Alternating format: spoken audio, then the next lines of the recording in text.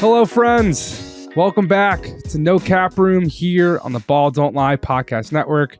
My name is Jake Fisher. I'm the senior NBA reporter at Yahoo Sports, and I'm joined by my man, your man, everyone's man, senior NBA writer at Yahoo Sports, Dan Devine. What's up?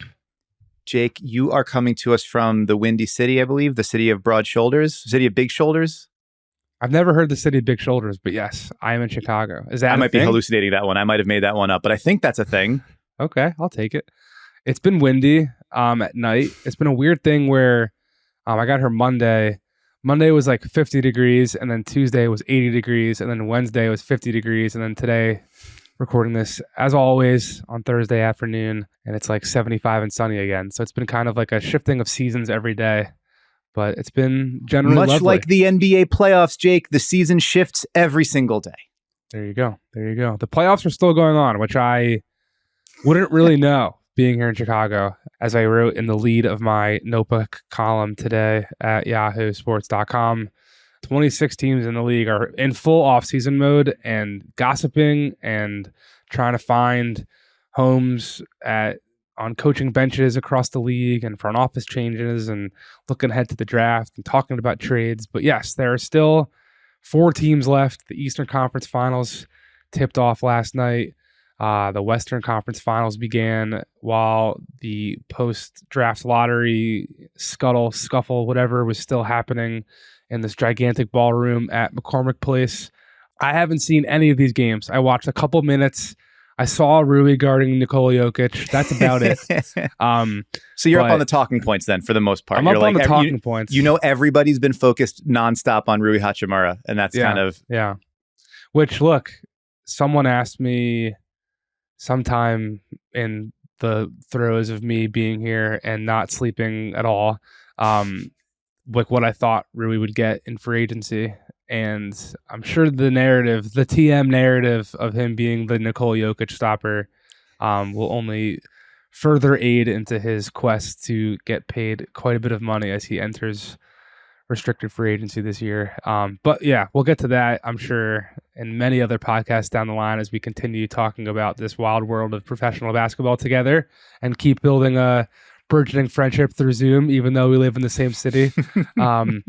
So yeah, let's. I truly have not watched any of these games. So enlighten me. I have good news for you. Did you watch the first game of Heat Celtics last year in the 2022? All right, then you already saw it. Then you already literally. No joke. It blows my mind. 1 year to the day, May 17th, 2022. The Celtics outplay Miami in the first half. The Heat go on a huge third quarter run. Jimmy outplays everybody late, has a huge second half. Jason Tatum kind of quiet, doesn't get a whole lot of the touches and opportunities in the fourth quarter. Miami goes on to win. That was last year. That was 1 year ago. The only difference in the game is that one happened in Miami and this one happened in Boston. The exact same. We've been talking a lot on social media about the script and how everything is. The NBA has been playing according to a script and everything's rigged and yada yada yada. All professional sports are all scripted narrative. This was a rerun. It was essentially a rerun, and it was remarkable to watch all of the things that we've come to expect in terms of Jimmy Butler being, like an absolute beast, in terms of the Celtics hemming and hawing in the second quarter or in the second half. We get that into crunch time. Final score, by the way, 123-116. The Heat take home court advantage for the third series in a row in this postseason and take a 1-0 lead in the Eastern Conference Finals. So much of what the storylines have been all in the same place at the same time in game one, up to and including the part where the Celtics sort of start letting go of the rope, losing control, and Joe Mazzulla doesn't take any timeouts to stop the run, slow things down. Marcus Smart said after the game, Joe kind of likes to not give us the out, if we're playing expletive, and it's like, well, that's cool. I get, the understanding, like the Phil Jackson kind of mindset of let him play through it and figure it out. But sometimes you need to kind of cut things short, and the Celtics just didn't do that. And the big takeaway, as it has been throughout this postseason, is like Jimmy Butler, he says playoff Jimmy's not a thing. The results certainly seem to suggest that it's a pretty big freaking thing. So here's my take on the Jimmy Butler thing. Not a hot Jake, just a take. I think he just doesn't want people to keep highlighting the fact that he kind of coasted through the regular season. I think that's all it is. Like, I think it's like a misdirection type thing. Like, don't look at me like, if I'm so good here, it's not because I'm this bad there. You know what I'm saying?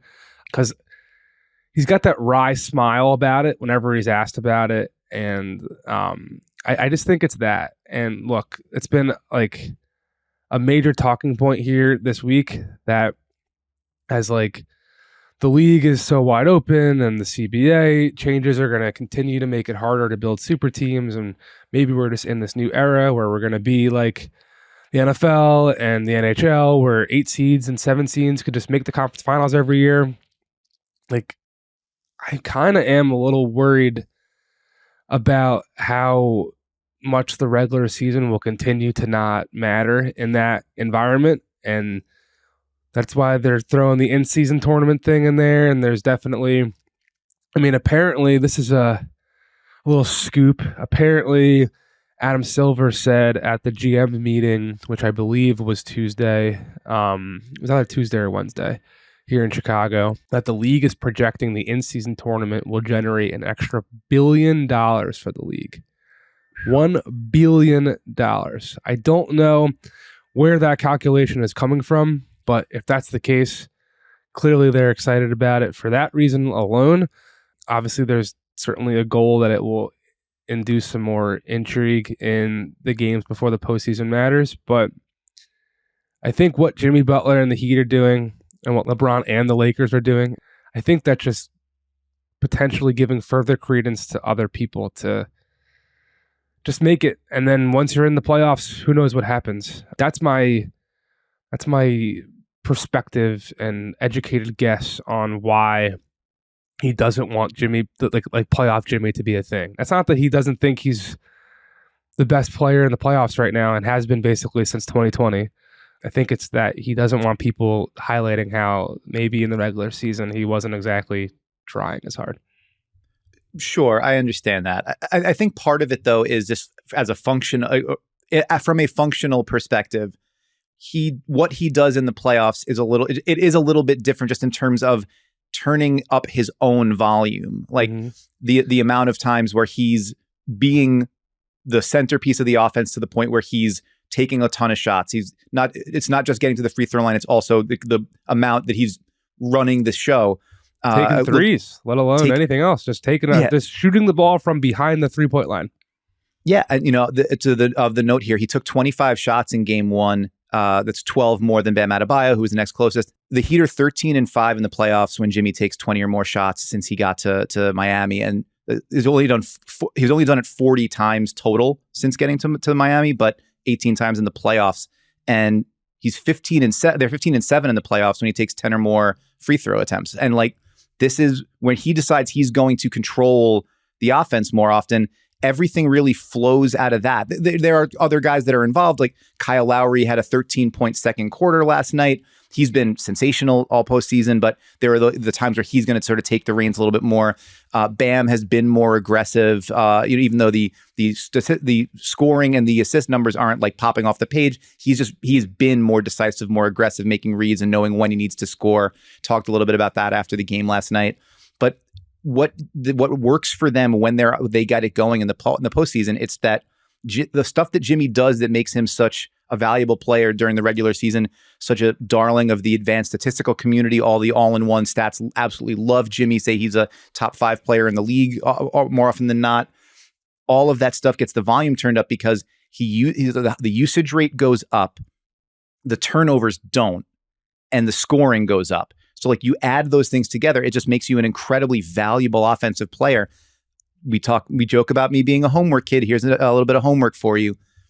Guys who have had a usage rate north of 30%. So like that's like a superstar level number one offense or number one engine of an offense kind of number.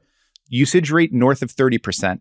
Turnover rate below 8%. So like you never turn it over in a single postseason, minimum of 10 games played. Jordan did it 4 times. Iverson did it the year that the Sixers went to the finals. Dominique Wilkins did it in 1988, the year they had that 7-game war with Bird in the second round. LaMarcus Aldridge did it once, 2014, when he destroyed Dwight and the Dame hit the series-winning buzzer beater against the Rockets. And Jimmy now. 5 guys. That's it. And LaMarcus Aldridge was not bringing the ball up the floor, floor every play, was not controlling the offense like that. So where Jimmy is right now in terms of offensive engine, it's Jordan, Dominique Wilkins, Iverson, while also being like top flight defensive player across every matchup and in the passing lanes. It's why. So like, I can hear what you're saying as far as like, you don't want to say that I'm not this guy all the time. But also, if Jimmy was this guy all the time, we'd be making statues out of him. You know, he would already be like, he'd be carved into mountains already. And that's the thing that I keep thinking of as I watch these games. I wrote a tweet a couple weeks ago that was just like, Jimmy Butler is a warlord. And I'm trying to think of like other more clever ways to talk about that. But what I keep thinking about is like, in what competitive arena could you put Jimmy Butler that he would not wind up being like a folk hero? Like, is it the pirate? Yeah, right. He'd be Captain Jack Sparrow. Coming to your shores and pillaging everything you got. Yeah, he'd be, put him in the Coliseum and he's Maximus, right? You know, like put him in, like 1980s Memphis wrestling and he's, fighting with Ric Flair for the World Heavyweight Championship. Like he's whatever a competitive venue you could put him in, he rises to that level. He is, I'm gushing about it now, but it's because at this point, I feel kind of insane saying this, but the guy on the 8th seed team is the one I trust more than any single other player in this postseason. And I mean, no disrespect to Nikola Jokic or LeBron James or Anthony Davis or the Celtics guys. I just don't know how you could trust anyone more than you trust Jimmy Butler right now. He's doing the thing. He's doing it over and over and over again. On the other side of the series, my one insight that I learned from a group chat of friends who are Celtics fans who I went to college with, they were complaining, maybe this isn't even accurate, but this is why I'm here. This is why I'm here to learn and ask you. One friend was complaining that the Robert Williams, Al Horford lineup was working well in the beginning of the game and then never saw it again. So I'm seeing here in our rundown, Robert Williams was a minus 14 in 26 minutes. Any thoughts on that lineup that gave Joel Embiid all the problems in Game 7 at the end of Game 6? Well, I think the part of it is just Miami's better equipped to space you out, and that especially in the second half, when they were able to kind of create more turnovers, get more stops, and get out and sort of spread the floor to get more shots up. Robert Williams is maybe not the best fit for that matchup. I mean, he played 12 minutes in the second half. They leaned a lot harder on Brogdon. Derek White. Actually, Derek White only played 10 minutes in the second half. The Peyton Pritchard minutes are the ones that I think that maybe Joe Mazzulla is going to have to explain to people a little bit, or not that he necessarily feels compelled to explain some of those decisions and the adjustments, but it's sort of curious to me because as soon as as Peyton Pritchard got on the floor, the Heat were like, that's the guy we're going after. Jimmy Butler was looking to isolate him every single time. And so I understand broadly the idea for the Celtics and Mazzulla's approach is it's about offense. It's about getting 3-pointers up. It's about getting to spacing, and it's about playing smaller and what that allows you to do. But I think playing smaller also, creates some more opportunities for Jimmy to go attack somebody. The flip side of that though is that Robert Williams at the very beginning of the game really active on the offensive glass, a vertical spacer, all that kind of stuff. But when he was getting drawn out into space, like Jimmy was able to drive on him too. And when he's out of the paint, then it creates more offensive rebounding opportunities. It's more sort of space for guys to attack the rim if they're able to move the balls to the weak side. So there are not easy answers to it. I mean, some of it too is just whatever lineup you go to, that lineup's going to have to play better. You're going to have to get more physicality from Robert Williams if he's going to be in there. He's going to have to completely dominate the glass and be a more of a deterrent. But when Jimmy is the one as the primary runner in the action and he's comfortable pulling up from 15, like he's not looking to get all the way to the front of the rim anyway. So then, how far if Robert Williams has to step further out to contest some of those, you're giving away the store on the back end too. And that was one of the things that the Celtics, I think they have to there's a lot of things they have to address, right? One of them is, what's your base coverage going to be on Jimmy, and how are you going to play out of it? Because when it was one-on-one with, whichever guard it was or whichever wing it was, from Jaylen Brown, Jason Tatum, he was going and hunting mismatches on the smaller guards too. But whatever it was, if you leave him one-on-one, he's getting to his pull-up. If you start to bring help, he's destroying that. And he has been just doing that all postseason. You show him 2 on the ball, the pass is going to somewhere and now the Heat all of a sudden are a team that can shoot. And there's not a whole lot of easy answers for what you can do with him, but they're going to have to find one. And I don't know exactly what matchup they want to go to, but more physicality, more, being able to match him one-on-one, not letting him just sort of stroll into easy pull-ups and get his rhythm early. All that kind of stuff needs to be on the table. They got to figure out how to sort of cross that up. And if going bigger, I'm not sure going bigger solves that problem, but it's an adjustment they're going to have to take a longer look at as the series goes on. Any other thoughts, feelings, emotions, anything you want to share about the Eastern Conference Finals from last night? Things you saw that you're going to keep monitoring moving forward? What else is on your mind? Yeah, I mean, the big thing is, and this is, I don't want to oversimplify and be like, that Spoelstra is a god and Joe Mazzulla is a schlub, because that's not fair. It's more complicated than that. But if you were, you're ranking most important players in the series, you're saying, who you have the most trust and faith in.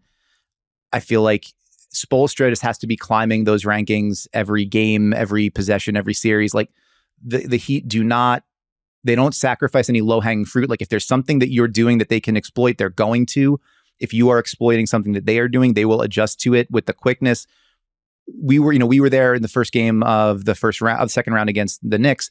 The Knicks were pounding the paint in the first half. They go in at halftime. They tweak their defensive alignment. Knicks do not get into the paint anymore. Exact same thing happened last night. 40 points in the paint for the Celtics in the first half, 22 after halftime. Like whatever the things are, they know how to put out fires on that staff. They know how to adjust quickly, and they know how to do it crisply.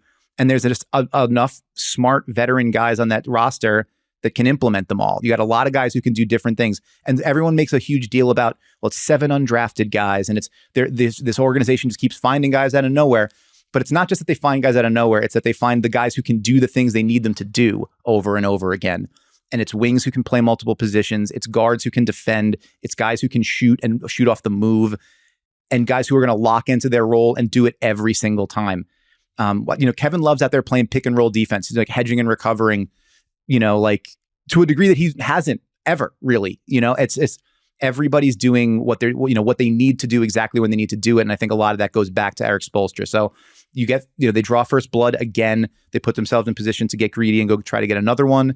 And, we'll see how things shake out come game 2. But so the fact that Spoelstra and that guy, they keep getting these games because they're not giving away anything and they're taking whatever you're leaving open.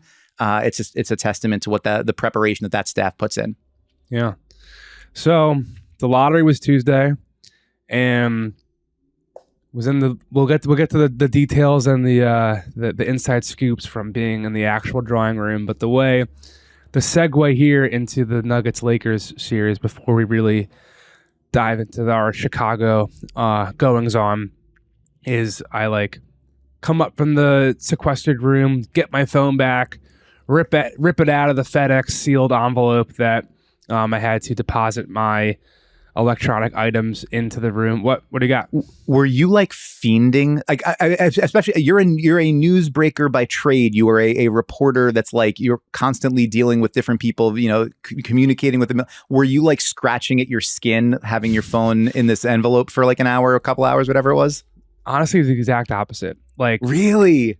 Anytime that I can put my phone down for an hour, I celebrate. And I had to do it for work.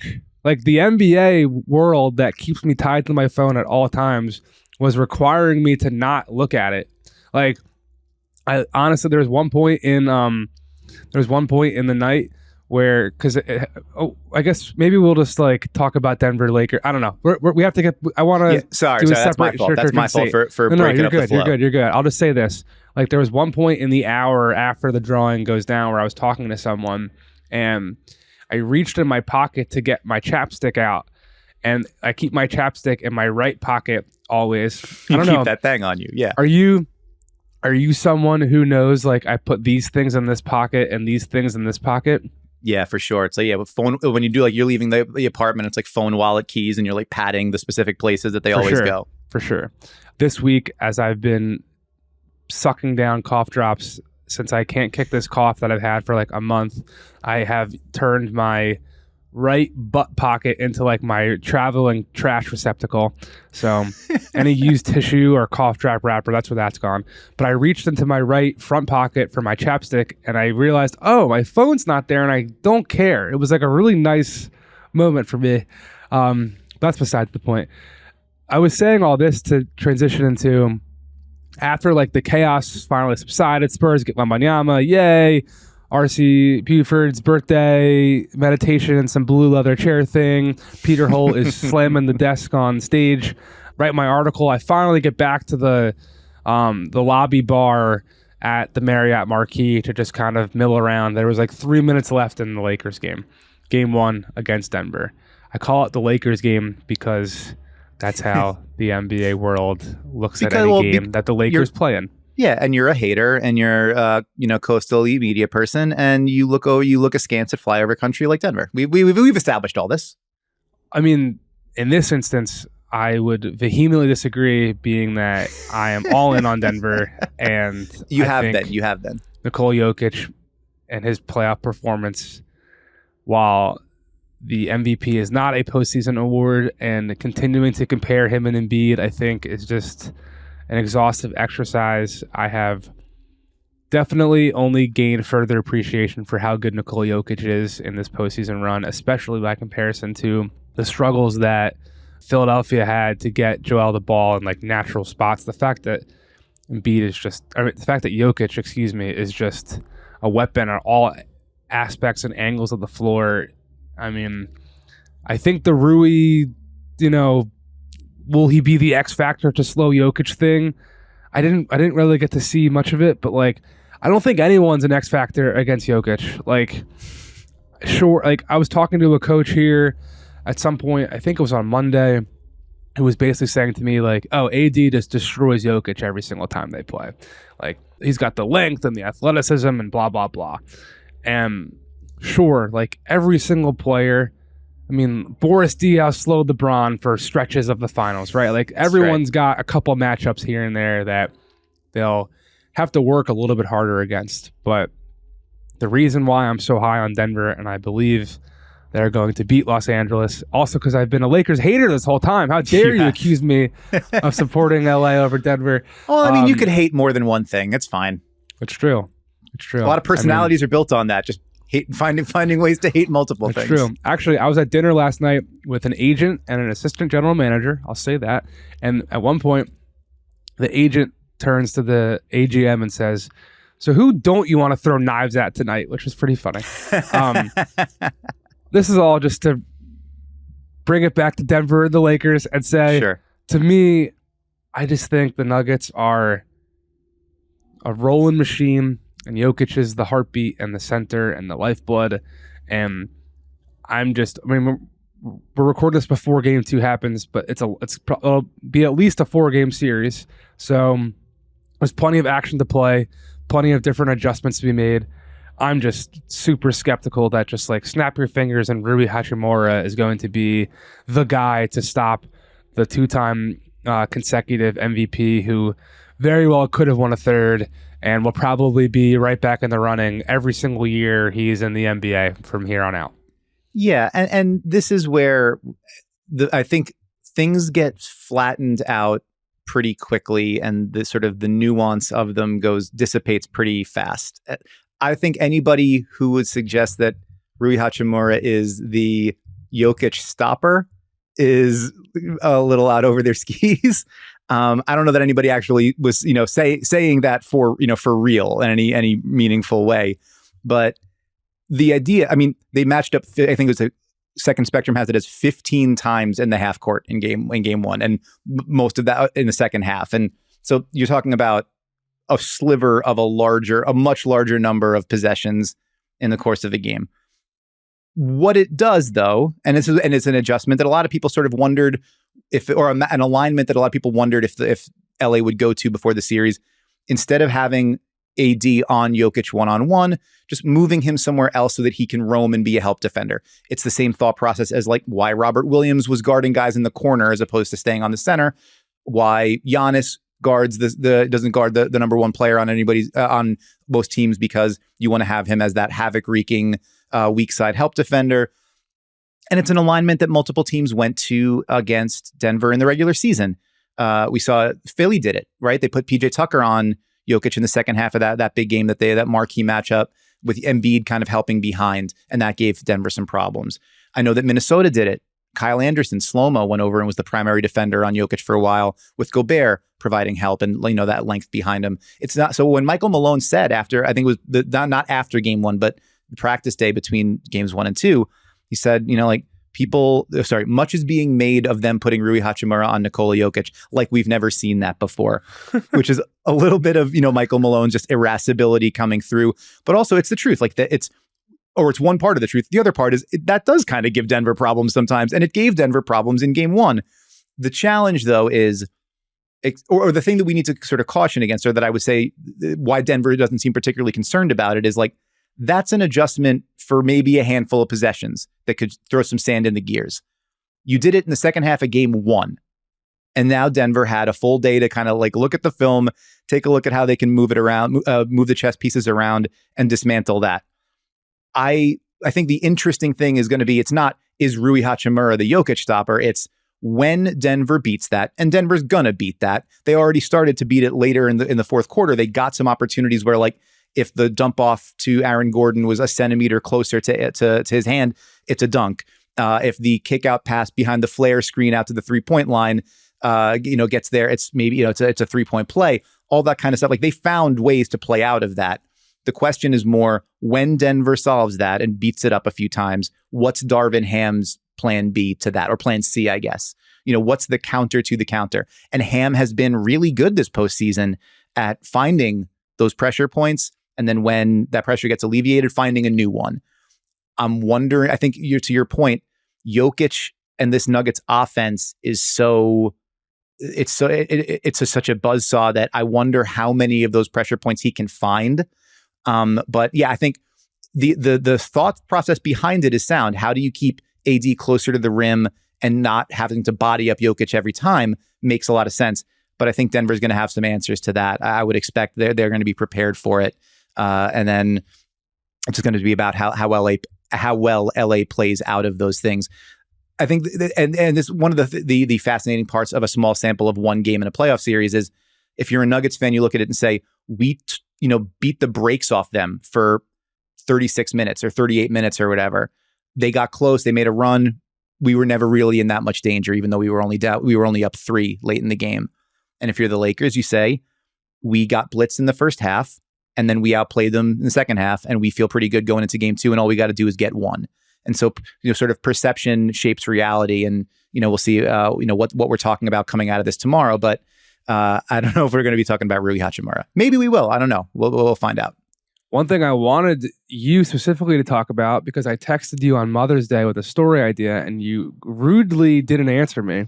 It was Mother's Day. I was working after my Mother's Day brunch. I don't know what you want from me, but I was out there logging the film minutes of Game 7, and I was thinking of you on my Mother's Day. So, well, that's troubling, and we should set aside some time to talk about why you were thinking of me on Mother's Day. I'll tell you. You've already troublingly called me dad a few times, and I feel like that's something we've got to work on. So I don't know. Father's Day is right around the corner, man. I know. It's the day of Game 7 of the finals, by the way. So if that's the way it winds up shaking out, I'm familiar. The second the final schedule came out, I was like, ugh, that's going to be trouble potentially for many of folk. No, the idea was that I thought about it watching Game 6. Or actually Game 5 and 6 in Denver, in the Denver-Phoenix series. And then the thought came back to me again, watching Game 7 in Philly-Boston, where, to me, like, the 2-star, like, we're not really in the 3-star era anymore. And the CBA is going to make it far more challenging.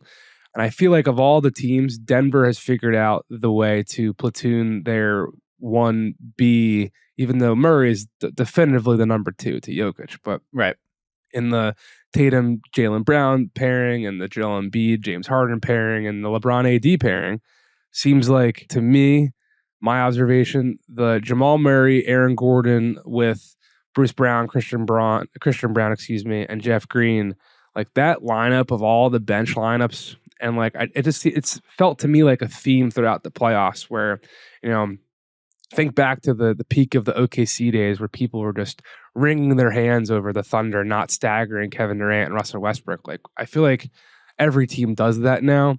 And to me, like a tangential thing of the Jokic conversation, the Nuggets seem to be the team that has fully figured out how to spell those minutes when Jokic is on the bench better than anyone. And I was curious to see if someone with as learned an eye and as keen an observer of the matchups and the lineup data as you would have been able to pull on that thread better than I could have. So I guess this last question here is just like, would you agree that the Nuggets are better equipped to handle minutes where, because they got it to a science, like basically the start of every second quarter, it's that Murray lineup. And even someone asked Murray after game 5, I remember in Denver.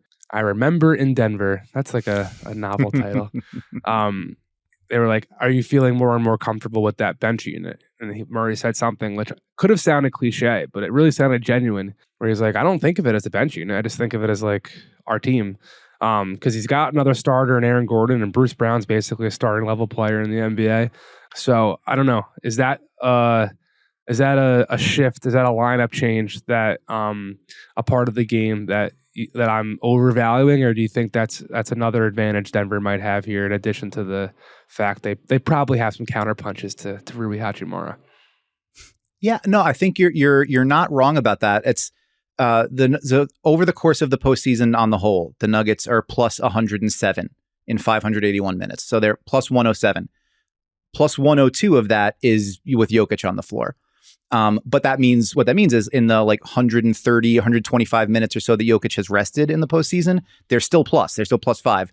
They were not in game 1. They were -5 in the 6 or 7 minutes that he rested. And then, so that is a battleground to watch moving forward. Yeah. But you're right to note that was, it was something that for the longest, and similar, I got another parallel with Philly.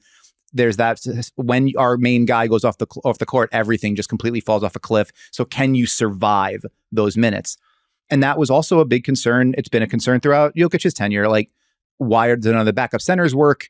Is it? And we've talked about that at different times with other sort of star players. Like, why could, even on the big 3 Cavs teams, when the non-LeBron minutes had Kyrie and Kevin Love on it, it's like, why do those units still suck? Like, how can it be possible that we have multiple other really good players, but that lineup still isn't good? And one of the answers at that point was like, because if everybody's used to playing with LeBron, or kind of everything's calibrated to how you play when you have that guy on the floor, and then you take him off of it, even if you have really good guys, you still need like another system for how it all works. And most teams don't have that. Even really good ones find a hard time doing that. Steph in Golden State, right? Like figuring out what the minutes look like when you have a system that works so specifically, and you take the guy that makes that work off of it, it's really hard to do. And Denver, that was a problem basically right up until the end of the season. And then Michael Malone decided the structure of that second unit was going to be, we're not playing DeAndre Jordan, we're not playing Thomas Bryant, we're not playing Zeke Naji. Aaron Gordon's our backup center. And if Aaron Gordon's your backup center, that means you can get another wing on the floor. And if you have Jamal Murray and Bruce Brown, you got multiple ball handlers. You can play them, either one of them on or off the ball. And then you got a couple of wing defenders out there too. Jeff Green is able to sort of be interchangeable and switchable across those 4 or 5 spots. Suddenly, at like 57 years old, Jeff Green is still kicking, man. It's incredible. We can leave this or cut it or whatever. But one of the random stories I had an idea to do one point was like just to talk to him about the passers he's played with, like the amount, like, you've played with Jokic, you've played with LeBron, you've played with Rondo, you've played with Russ, you played, whatever, like the differentiation in terms of being able to play what it's like as you're the finisher alongside all these passers. But that's neither here nor there. Maybe someday he's going to play till he's 90, so maybe someday. Shout out Larry Markkinen. Shout out to Larry Markkinen. Right now, this is one other little tidbit. Larry Markkinen right now is somewhere in the woods in Finland serving his mandatory army conscription. I saw a photograph someone on the ground here in Chicago showed me yesterday. What a story that is. We'll get to more of the rumblings and hearsays from Chicago after a quick ad break.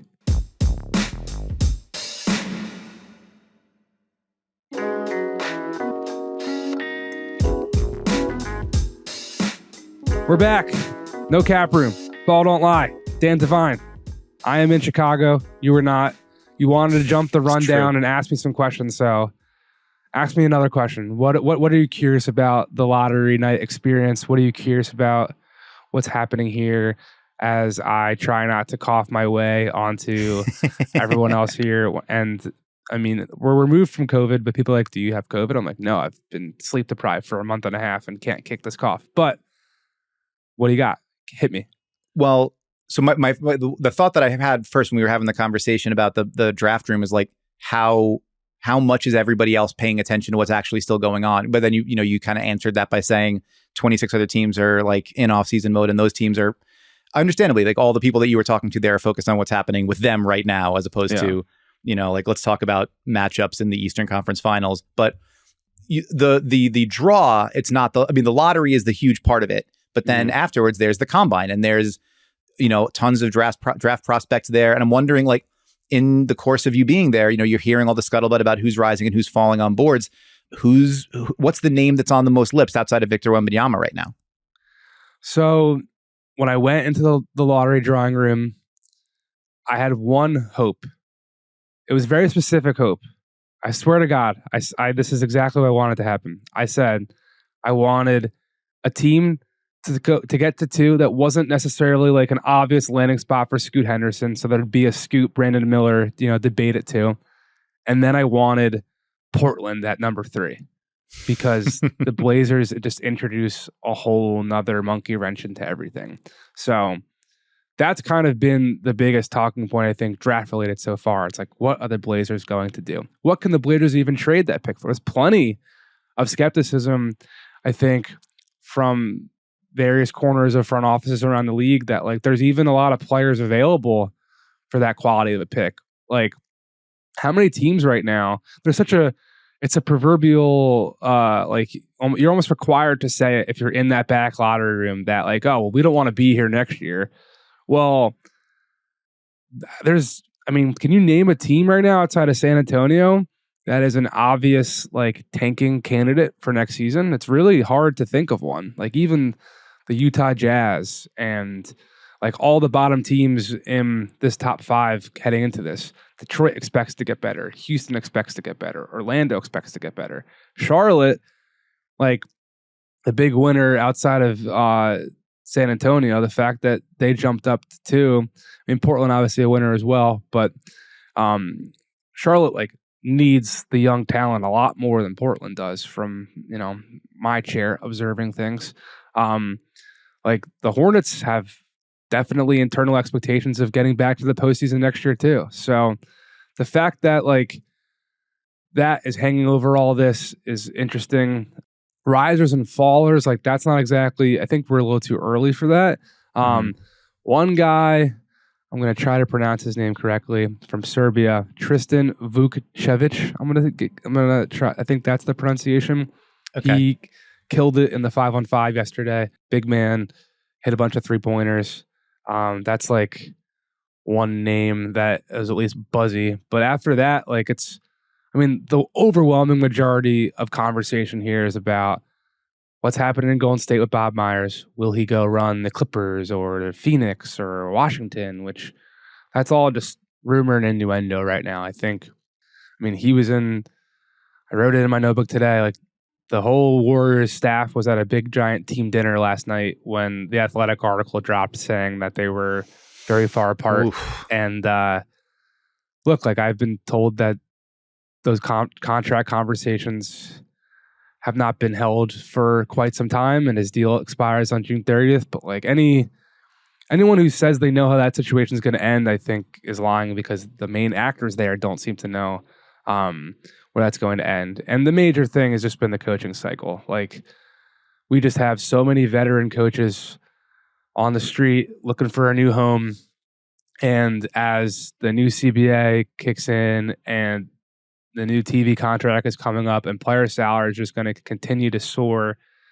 Like, people are starting to think about and wonder what the future landscape of coaching in the NBA really is going to look like. If the easiest thing is to change the coach, even when he's making $7, $8, $9, $10 million a year and has 3 years left on his contract, if the Phoenix Suns can say, "Hey, Monty Williams, you're 3 years, $21 million left. Just take it and go home. We're good elsewhere." Like, it's potentially spelling a situation for coaches that is a little treacherous. But then again, like, if you get fired, then you're just going to be the apple of another team's eye. So that's also funky and wonky too. Like, really, outside of Detroit, and Kevin Young has a shot in Phoenix, their associate head coach right now. I've definitely repeatedly been told that he's got the support of players and some people internally there, but like, he's not, by all accounts, still like a primary target. Like, all these teams that have winning expectations, they're just taking another person's trash and hoping that it's their treasure. Not to diminish what these coaches have done or their resumes. No, I think it's clear you're calling them all trash. We understand. No, I think so. That's interesting to me, just as a like. So I've been doing this for a long time, but not as an insidery kind of person. So that kind of, when everybody, it's like a lot of executives and agents and other, sort of coaches and assistants, whatever, sort of descend on a place. And you describe, I know Summer League is sort of like this too. There's like a trade show or like convention component to it where, yes, there's a thing that's happening. So in this case, the lottery and the draft combine and the workouts and the scrimmages and everything. But it also seems like a lot of it is kind of just gossip market. A lot of gossip. I mean, the Wizard search, I am pretty confident that they've for the replacement to Tommy Shepard. That's what we're talking about, right? Tommy Shepard, correct? Yes. I'm pretty confident they have only formally interviewed two guys: Trajan Langdon, the general manager from the New Orleans Pelicans, and Michael Winger, the general manager for the Los Angeles Clippers. That has not stopped like 17 other names from being repeated and repeated and repeated in the, shout out John Gennaro, echo chamber. And a lot of names are people who are I'm not going to name them right now out of respect for the overall process and being a responsible journalist. A lot of the names are just people who want their name to be involved. Sure. So I will say also too, like, I've been saying it to people on the ground here, public service announcement to anyone in the NBA listening. I've been like generally disappointed at how much, I know this is how the league works, but people are like rooting for people to lose their jobs now, like more than it's felt. I mean, I haven't been in the, transactional news breaky mud for like that long. It's only been about 3 years now, but it feels like it feels kind of icky to the point where how many people are like, "Oh, well, if this team loses, then like I landed here in Chicago on Monday, and when I put my phone back on airplane mode or off airplane mode in the morning, like it was 9:30 when I landed local time. I was like, "Oh, Doc wasn't fired yet." Like, there are people who were like, "Why isn't Doc fired yet?" Like, they were pounding on the table, and it's just, I don't know. It feels like we're at a worse place with it more than ever, especially being that like the coaching fraternity is supposed to be this thing compared to the front office world, where that's a whole nother cutthroat, backstabby dynamic too. But the coaching carousel, I think, has been the dizziest and craziest that I've ever seen covering this league. And I'm wondering if it's only setting the stage for more of this, like we talked about, with the fact that it's the easiest thing to change the coach, but also if front offices just are going to be able to keep changing the coach. And as I'm seeing all these people aggregate what I wrote today, that Harden pushed for Doc to get fired, which is not what I wrote. I wrote that Philadelphia's assistant coaches are under the impression that James Harden was a driving factor in Doc Rivers getting fired. I just think that like there's only one real front office opening right now. And if executives are going to be able to just pick and choose and swap out their play caller. It's a treacherous landscape moving forward. I am curious from your perspective, Dan, because you wrote about it. I've been saying to certain people that of all these jobs, I might think Detroit is the most attractive one from a coach's like perspective of like security. Mm-hmm. Like probably have some runway in terms of like not having championship or bust mentality. Some depending on if you're like a big Cade Cunningham fan or not, and depending on if you believe in what Troy Weaver is capable of doing from a roster construction standpoint. I think that's interesting, but I'm curious to you because Toronto's in the mix. Phoenix fired Monty Williams, of course.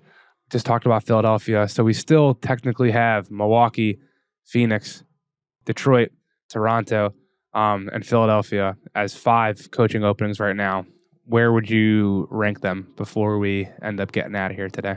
Yeah, I wrote about it on Yahoo Sports. It went up on Wednesday, so you can check out the full thing there. But I think a lot of it depends on what your motivations are, right? If what you're looking at is I want the place where I'm going to be able to have the longest runway, and without immediate, gigantic pressure, then yeah, Detroit makes a lot of sense there. I think a lot of coaches though are like when you give them their choice, they're going to say I want the talent, I want I want to compete, I want to try to win, I want to have the opportunity to contend for a championship, because the more games you win and the closer, the more playoff experience you get and all that kind of stuff, that goes on your resume. And if you are a coach who takes over a team, like a bad team that's young and hasn't, doesn't have the top end talent, you wind up having like a, 38 and 60 something or 80 something or whatever record after 2 seasons. And people are like, oh, that guy sucks. And so he's not going to get another coaching job. Right. Yeah. So, and I know it's more nuanced and more complicated than that, but if you take a bad job or a job where there's not a whole lot of opportunity for success and you get your head beat in for a few years, it can be a long time before one of the 30 jobs comes open again for you. So I would view that from the perspective of a head coach who's saying, I want to win. That's the least attractive, I think, to me, because, if you land at number 1 in the lottery or even number 2, I guess, and you could pair Victor Wembanyama or Brandon Miller, Scoot Henderson, whoever your number 2 is, with Cade Cunningham, hopefully healthy again, Cade Cunningham and Jaden Ivey and the 53 young centers they've got there. And, but there's like there's room for a young core and a bunch of cap space. You're never going to be a free agent destination there. That's, I think, a ding on Detroit as a market, but, or as a job opening. But yeah, like the pressure's lower, but so is the ceiling, I think, is on that job. But then, yeah, once you get past that, it's like, I guess Toronto, because Toronto is, you don't have the top end talent that you have in Phoenix, Milwaukee, or Philly. But you also do have like big market, well-regarded executive, maybe some flexibility because there's not a whole lot of money tied up in anybody past the end of next season. But that to me is a cut below those 3 teams that have been, in the championship conversation for the last couple of years. But even the further you go into it, like a lot of it is just, what's your druthers. I picked Milwaukee as the most attractive because if you had to ask me, like, which of these do you want to build around moving forward? Embiid with the Harden situation hanging over your head, Phoenix with, whatever, Durant at 35 and with the injuries that he's had, plus, you have a very committed new owner. Let's say it that way. But that is a wild card that can kind of cut both ways. Or you've got Giannis. Of those 3 situations, I think I'd say give me Giannis and I'll figure the rest out later. But there's a hell of a lot to figure out. Yeah. I am not reporting that Giannis is a flight risk right now. Yeah, let's be extremely clear that Jake is not reporting that. Because as I'm looking at my phone and seeing the way things have been taken from my article today, I am always reminded that my last podcast I hosted was called Please Don't Aggregate This. Yeah. I'll just say this. There's been definitely buzz around the grounds here of the draft combine week in the great state of Illinois that he's got a contract extension opportunity coming up this summer. And who the hell knows what the future holds in Milwaukee with a very aging roster that, they have massive decisions to make with Brook Lopez and Chris Middleton, not even if or when they want to bring them back, like what price point, and how that will hamstring them further to continue to improve the roster. That will definitely be a factor in keeping Giannis long term. So I'm not saying like John Horst is shaking in his boots, worrying that he's got to get this head coaching hire exactly right, or else Giannis is going to walk out the door tomorrow. But I just feel like all these situations that are so win now because they have a superstar in place are because they don't want the superstar to not be in place much longer. And I would caution anyone from thinking that one of these situations is like more stable and secure than the other in today's NBA, where no one was expecting Kevin Durant to be a member of the Phoenix Suns and Kyrie Irving to be a member of the Dallas Mavericks and James Harden to be a member at present of the Philadelphia 76ers while aggressively flirting with the Houston Rockets come January 2021. So, even come October of 2020, whatever it was, October 2021. Yeah. Mm-hmm. It really wasn't until the Ben Simmons trade sweepstakes started to get close to training camp and we were like, oh, this trade's not happening before the season starts. And then the James Harden rumors really started to kick in there where it seemed like a reality. These things can happen very, very quickly where just one feeler word gets sent out from some back channel that, hey, this guy has interest in this situation. And then the wheels start to turn in motion. So I would just, especially in this era where free agency's kind of been disregarded for that type of player movement. I believe we've talked about that on the show and we probably will continue to. Guys are calling their shot while they're still under contract because it gives them a better chance of going because it helps their team get something back in return. I just would be super wary of looking at any of these spots and being like, yep, I can count on these guys being part of this fixture here. Well, that's all the whole thing. And it's all connected and tied together. I remember I wrote a couple of years ago or I guess 4 years ago now, I don't know. But when the Kawhi and Paul George combo pack to the Clippers happened, and it was the sense of you landed this great coup for Steve Ballmer in that front office. And almost immediately the thought process was about Kawhi's next free agency. When is the next contract up? He can, the player option is in this year and it's lined up with Paul, or at that point it wasn't yet lined up with Paul George. Then, okay, well, you have to line them up again. And what's your window? And the windows are getting ever, ever, ever smaller and things are moving ever, ever, ever faster. And so that's part of that is player movement. Part of that is the contract cycle.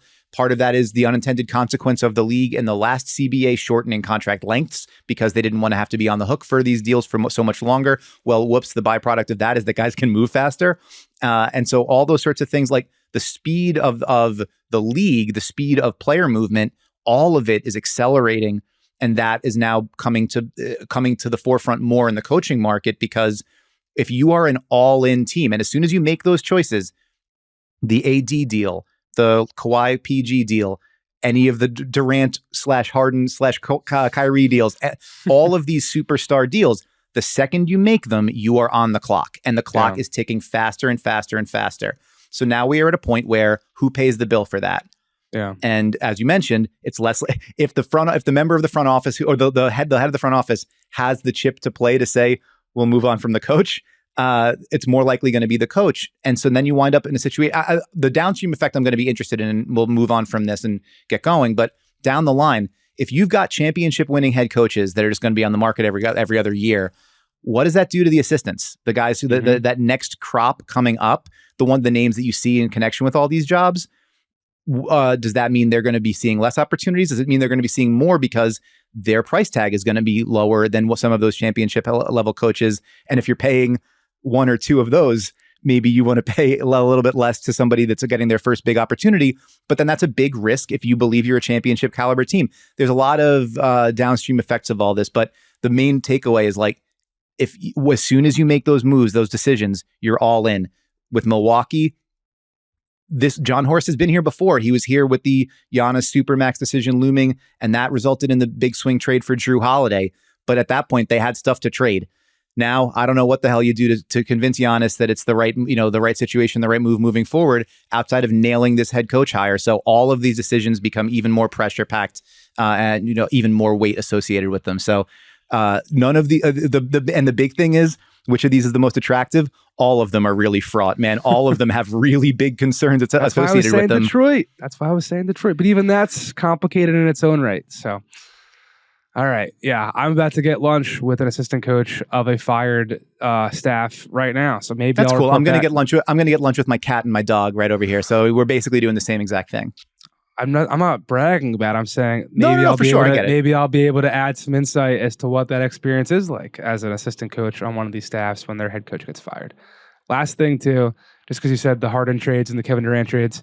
So before my time at Yahoo, when we became coworkers, and I think we're close to being friends now. You're really Jake. We are. I want to validate you. I want to support you in this. Yes, we are becoming friends. Yes, I'm going to tell my mom after being there. I pitched a book titled "The James Harden Trades" with like S in parentheses because the James Harden trade at the time when he was, the first one to OKC was like such a talking point, right? Mm-hmm. I'm going to give him a shout out because he's been giving me shout outs. Bill Simmons, your former employer, I think definitely did a large effort to like really make the James Harden trade be part of the NBA lexicon. For sure. And then there was like another one and then another one. And I just thought that concept of like the James Harden trade was the James Harden trade for like 10 years. And now there was trades plural. I just thought that was silly and a good title for a book that every single publisher rejected. So free idea to anyone out there that you're probably not going to be able to get across the finish line because I couldn't. So challenge, gauntlet laid for anyone out there to bring that book to life. Dan, thanks again for joining me as always here. Thanks for everything John Gennaro does behind the glass and doing just a wonderful job putting together our rundowns and keeping us fresh and spry and edited and sounding perfect, because this was not an episode that was perfect at all behind the scenes. I can tell you that. Please follow us on Twitter at Jake L. Fisher, at Your Man Divine. Subscribe to Ball Don't Lie on YouTube and whatever podcast platform you're currently listening on. Please leave us a 5-star review. That would be super, super great. Vince Goodwill will be back with another episode of Good Word with Goodwill on Monday. He's just been killing it, man. We had a really awesome show with David Aldridge on Monday, so if you didn't listen to that yet, please do so. DA gave some very good perspective on the Mike Budenholzer coaching decision in Milwaukee with his brother dying and all that, which was just very valuable insight from a veteran of the beat, such as Mr. Aldridge.